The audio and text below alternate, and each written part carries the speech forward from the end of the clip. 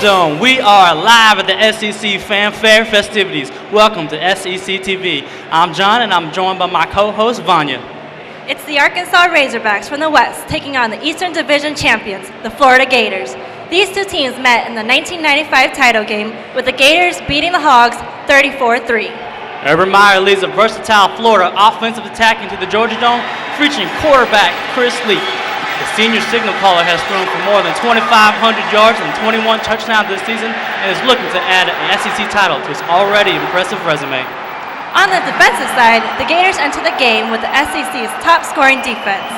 Up front, Ray McDonald and Brian Seiler lead an aggressive front seven, while the big play Florida secondary is highlighted by Reggie Nelson and Ryan Smith. And the Gators will need to use all of that defensive power to stop the Arkansas rushing attack. Sophomore duo Darren McFadden and Felix Jones combined to make the most prolific rushing tandem in the league. Those two Boss Hogs combined for more than 275 all-purpose yards per game. Houston Nuts squad also brings in a big play defense to complement their incredible ground game.